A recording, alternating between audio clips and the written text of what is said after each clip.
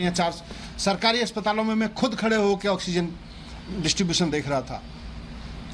और केंद्र केवल अपनी गलतियों को छिपाने के लिए, केवल इस बात को छिपाने के लिए कि उन्होंने ऑक्सीजन का डिजास्टर खड़ा किया इस देश में, 13 अप्रैल के बाद से केंद्र सरकार ने ऑक्सीजन की डिस्ट्रीब्यूशन की नीतियां बदली और जिसकी वजह से पूरे देश में ऑक्सीजन का डिजास्टर खड़ा हुआ। वो बंद कमरों में बैठ के बनाई गई नीतियां थी जिनकी वजह से पूरा का पूरा ऑक्सीजन डिस्ट्रीब्यूशन सिस्टम चौपट हो गया। ये केंद्र सरकार की जिम्मेदारी थी। केंद्र सरकार को इस जिम्मेदारी अपने सर पे लेनी पड़ेगी और लोग जानते हैं कि केंद्र सरकार ने इसको मैसअप किया था। लेकिन कल जिस बेशर्मी से झूठ बोला केंद्र सरकार ने संसद में, और आज उस बेशर्मी को और अंडरलाइन करने के लिए भारतीय जनता पार्टी के प्रवक्ता और नेता, सीनियर नेता संबित पात्रा जी आए प्रेस कॉन्फ्रेंस करने, और जैसी उनकी और उनके बाकी बीजेपी नेताओं की आदत है, जब प्रेस कॉन्फ्रेंस में बैठते हैं तो किसी चीज की जिम्मेदारी लेने की वजह से, कहीं ये समझने की वजह से कि गलती कहां हुई थी, बस झगड़ना शुरू कर देते हैं। केजरीवाल जी को गाली देना शुरू कर देंगे, ममता जी को गाली देना शुरू कर देंगे, नॉन बीजेपी स्टेट्स के चीफ मिनिस्टर्स को गाली देना शुरू कर देंगे। उन्होंने वही किया। आज भी प्रेस कॉन्फ्रेंस में आए, जिम्मेदारी नहीं ली। इस देश में कितनी मौतें हुई हैं, उसमें से कितनी ऑक्सीजन की वजह से हुई हैं, इसकी जिम्मेदारी भी तो ले केंद्र सरकार। आखिर उसने मैनेज सो कॉल्ड 13 अप्रैल को जो सो कॉल्ड मैनेजमेंट शुरू किया था ऑक्सीजन का, जिसके बाद सब कुछ मैसअप हो गया था, उसकी जिम्मेदारी भी तो ले कि उस मैसअप की वजह से कितनी मौत हुई थी। उसकी जगह आप केजरीवाल जी को गाली दोगे तो उससे आपके पाप थोड़ी छिप जाएंगे।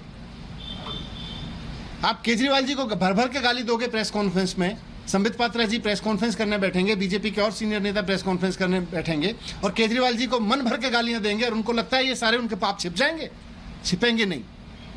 सारा देश जानता है, जो इतिहास गवाह है, आज से 100 साल बाद भी इस बात की चर्चा होगी कि जब सारी दुनिया महामारी से जूझ रही थी, केंद्र सरकार अपनी मूर्खतापूर्ण नीतियों की वजह से इस देश को ऑक्सीजन के क्राइसिस में धकेल चुकी थी। 13 अप्रैल के बाद जो केंद्र सरकार ने नीतियां बनाई ऑक्सीजन डिस्ट्रीब्यूशन को लेके, उन्होंने पूरे देश में त्राही त्राही मचाई। नॉन बीजेपी राज्यों को सबको दुखी कर दिया, हम सब जानते हैं। मैं खुद बात कर रहा था कि किस तरह से ऑक्सीजन का क्राइसिस हो जाए, कहां से कहां की ऑक्सीजन कहां भेज दी, कहां की ऑक्सीजन कहां भेज दी, किसी को दूर से दे दी, किसी को पास से दे दी। ये सारा मिसमैनेजमेंट कर दिया केंद्र सरकार ने उस दौरान। और जब दिल्ली सरकार ने ये जिम्मेदारी लेते हुए कि हां ऑक्सीजन से मौत हुई लगती हैं, हमें इस बात की जांच करनी चाहिए, मुख्यमंत्री जी ने कहा कि ये जिम्मेदारी लेते हुए सरकार, अगर किसी परिवार के किसी मरीज की मौत ऑक्सीजन की कमी से हुई है तो सरकार 5 लाख रुपए का मुआवजा लेगी और जिम्मेदारी लेगी और जिम्मेदारी फिक्स भी करेगी। तो केंद्र सरकार पीछे हट गई, बल्कि अरविंद केजरीवाल जी के उस काम में रोड़े अटकाने लगी।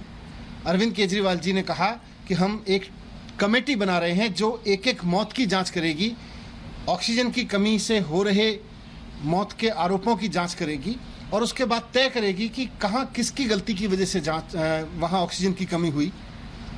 तो सब केंद्र सरकार को लगा कि इसमें तो हमारी जिम्मेदारी तय हो जाएगी, हमने जो सो कॉल्ड मिसमैनेजमेंट किया है वो मिसमैनेजमेंट साबित हो जाएगा, डिजास्टर साबित हो जाएगा। तो केंद्र सरकार ने दिल्ली सरकार द्वारा बनाई गई जो कमेटी थी उसको बनाने नहीं दिया, उन्होंने एलजी से उसको रुकवा दिया। और मैंने इसको प्रेस कॉन्फ्रेंस करके कहा था, लगभग 1 महीना पहले मैंने प्रेस कॉन्फ्रेंस करके इस बात को कहा था कि केंद्र सरकार की मंशा दिल्ली सरकार की कमेटी को भंग करने के पीछे, उसको नहीं बना देने के पीछे यही है कि वो ऑक्सीजन की मौतों से हुए सच को छिपाना चाहती है। और आज वही कर रहे हैं ये लोग, देश की संसद में खड़े होकर साफ झूठ बोल रहे हैं।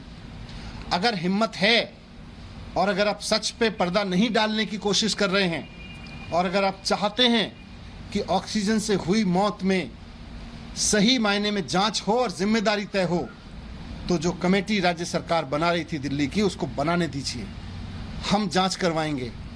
वो कमेटी इंडिपेंडेंट जांच करेगी और कमेटी इंडिपेंडेंट जांच करके बताएगी कि ऑक्सीजन की वजह से मौत हुई थी कि नहीं हुई थी।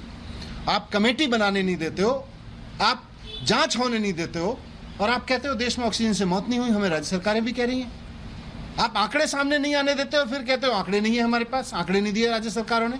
आप राज्य सरकार को आंकड़े जुटाने तो दो, दिल्ली में एक एक वो मौत जो ऑक्सीजन की वजह से हुई लगती है, हर मौत की जांच करवाएगी दिल्ली सरकार, इंडिपेंडेंट जांच करवाएगी दिल्ली सरकार। हमने पहले भी कहा था, फिर कह रहे हैं, इस तरह से नहीं कि आप खड़े होकर कह दीजिए कि नहीं दिल्ली सरकार ने आंकड़े नहीं दिए, राज्य सरकारों ने आंकड़े नहीं दिए, दीदी ने आंकड़े नहीं दिए, महाराष्ट्र ने आंकड़े नहीं दिए। झूठ मत बोलिए।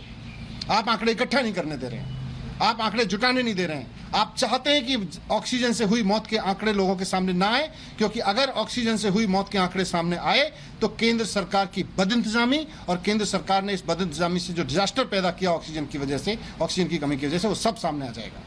मैं कहना चाहता हूं कि मोदी जी डर क्यों रहे हैं? मोदी जी झूठ क्यों बोल रहे हैं संसद में? जब देश के लोग तड़प रहे थे, जब परिवार तड़प रहे थे, उनकी तड़प मोदी जी को दिखाई नहीं देती? आपकी सरकार बेशर्मी से कह देती है जाके संसद में कि साहब देश में ऑक्सीजन की कोई मौत नहीं हुई। आपका दिल कैसे करता है मोदी जी ये कहने के लिए? थोड़ा सोचिए इस बारे में। सर, बीजेपी जो है वो अब जब संबित पात्रा है, उन्होंने कहा कि आप लोगों ने हाई कोर्ट में एक रिपोर्ट दी हॉस्पिटल की, जिसमें 21 लोगों की मौत हुई थी जयपुर हॉस्पिटल की। उसमें साफ तौर पर आप लोगों ने इस बात का जिक्र किया कि किसी की भी मौत ऑक्सीजन की कमी के कारण। हम कोर्ट में ये भी कह रहे हैं कि केंद्र सरकार ने कमेटी नहीं बनाने दी, और केंद्र सरकार में हमने पहले कहा था कि हम कमेटी बना के एक एक मौत की जांच करके देंगे। कोर्ट के कहने पे ही वो कमेटी